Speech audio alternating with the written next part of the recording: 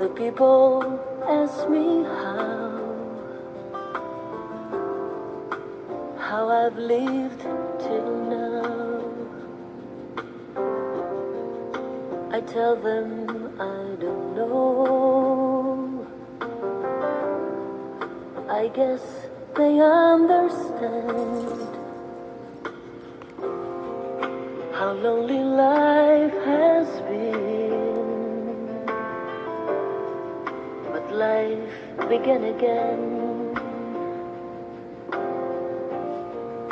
the day you took my hand. And yes, I know how lonely life can be.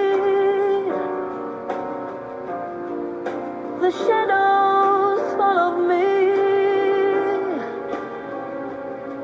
and the night won't set me free. But I won't let the evening get me down. Now that you're around me,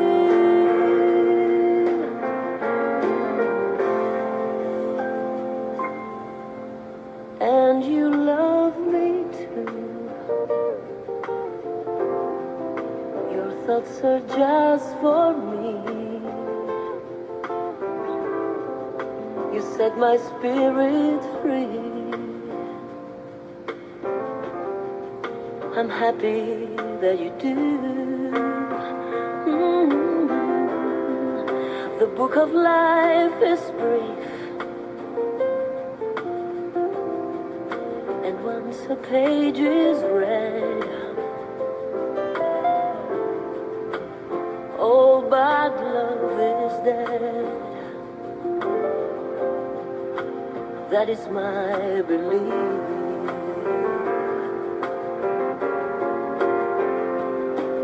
And yes, I know how loveless life can be.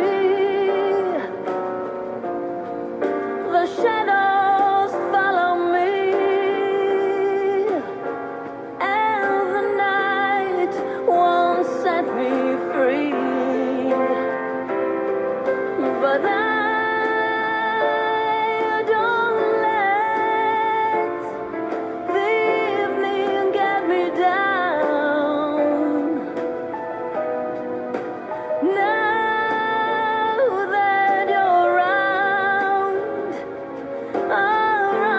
me, and I love you so. The people ask me how I've lived till now. I tell them I don't know.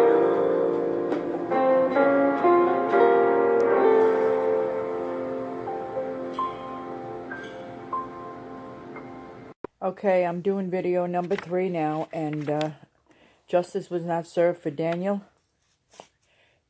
I will say hello, it's Kathleen again. As I expressed in my videos number 1 and 2, I am trying my very best to have families who have a child or loved one made aware of what my son's experience was like for him and my family when he joined a group home residence in 1990 at age 25 with UCP of New York, now named ADAPT. When Daniel joined the residence, he did not want to reside in New York City, as video 1 and 2 states. I want people to be aware that before he made the move to New York City, I seeked out many other group homes in Brooklyn within his agency that was near his 20-year day treatment program. I went on to interviews in homes that were already built and ones that were being newly constructed. On the interviews I did with my son, I was told my son was a great candidate and would get the next spot opened. After a time passed, I decided to look into the opening to see when the spot was going to be available, and I was told that Daniel was denied. The person who interviewed my son gave me the impression the spot was denied by the administration. For the record, Daniel was put on a waiting list for a group home at age 16 only because the social worker at his day treatment program suggested I do it. Not because I wanted to let him join back then, because I never wanted him to join any group home. I wanted him to stay home with me and the family to begin with. It was only a suggestion by the program social worker, just in case something in my life kept me from taking care of him in the future. But hopefully my daughter would overrule his care and be his sole caretaker. Only for that reason I agreed, so I signed it. Now came 8 years later, that reality slaps me in the face, that my fears of my son ever leaving my home were now becoming a fact, not fiction, by his wanting to be with his friends. My wanting to explore group homes within the agency he attended was a natural move for me to make because of Daniel's long 20-year relationship with United Cerebral Palsy of New York City and the organization. I was totally committed to being my son's full-time 24/7 advocate. When Daniel joined his program, I also had a great long-time relationship with the people in the organization.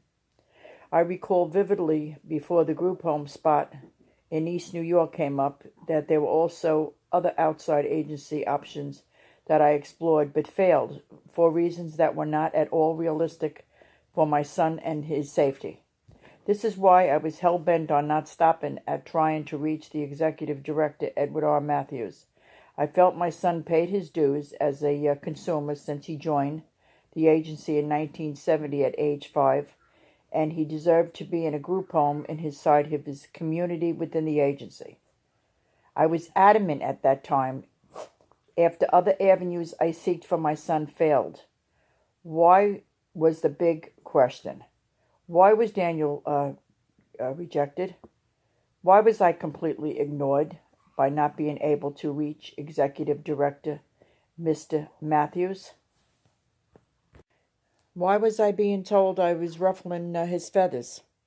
Why? Constant rejection by this man who was the only avenue for me to travel at the time, to reach out for answers.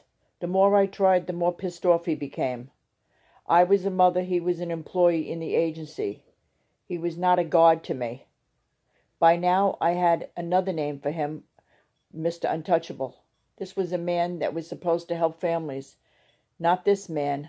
He hurt my son and family. One time I found out he was going to be a speaker at a meeting. I decided to go, figuring I could corner him when it was over.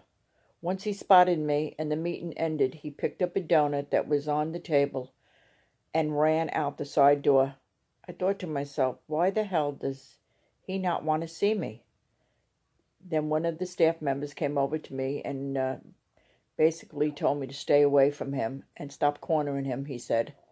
Mr. Untouchable was aware I was relentlessly seeking him out, and that made him very, very upset. I want to pick up, if it's okay, I want to pick up where I left off on video 2 concerning the actions of the resident nurse and her horrific actions against my son Daniel by him being committed to a psychiatric hospital. After my son was released the next day, I went directly over to the residence to confront her. She was gone. The word was she left her position voluntarily, but that was not true. She left her position because she was caught red-handed by someone in the higher up in the administration, that what she did was a horrific mistake. She was caught not by Mr. Bully, executive director. Why? Because I believed he conspired with the nurse to get my son out of the agency, and of course he never was held accountable for that or any other of his actions. Daniel was a kind, gentle, loving human being who loved people, and he was a big animal lover. Having said this, before my son joined the New York residence, I was not made aware of the red flags that were up of consumers who resided at the residence that had behavioral issues, and were together with ones that did not. One of the ones that did not was my son. There was one particular consumer who was on meds for a severe outburst of behavioral issues, to no fault of his own. I then realized the administration placed consumers with behavioral issues with consumers that did not. I went directly to the administration staff and asked who handled the consumer's behavioral plan, and they would not give me that information. I had to do my own detective work. In the meantime, that one particular consumer, who was a male, had periodically had outbursts of anger and lashed out on anyone in his path. It was a potential firestorm waiting to happen. When I finally reached the staff who took care of the behavioral plan and asked her about this consumer, she informed me I was not told because of his right to privacy. I told her she had to be joking. This information would have changed my whole outlook on my having my son moved into this New York residence. Another blunder on the administration's actions from the executive director in charge, Mr. Bully himself.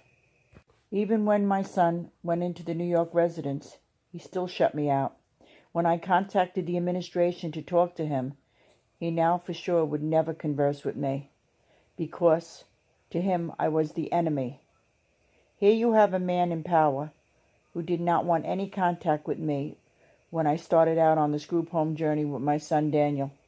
Now, after I stepped on his toes to seek outside help from the State Department, who did the funding, it was obvious to everyone that knew me I was never going to be in contact with this man. Going back, I wrote a letter to the president of the agency at the time, Mr. Leo Hausman. He fell ill, and unaware of my problems, he unknowingly gave my letters to Executive Director Mr. Bully himself. I never met Mr. Hausman personally, but I heard he was a good man and open to hear any issues the consumers and families had. It only takes one or two bad apples with power to put the consumers in harm's way. I was now in deep with the agency trying to save the residents, but it was an uphill battle. Please be patient. These videos can save another life. Families must hear the truth to protect their loved ones. Consumers beware. For the record, Daniel was not on any medication for behavioral issues. He had taken medication for seizures due to his 1968 car accident. I also hold all documentation to back up any allegations I bring to these videos. Please watch my video number 4. It will be very educational. I want to thank you for watching and listening. Please feel free to leave a comment. Please be kind.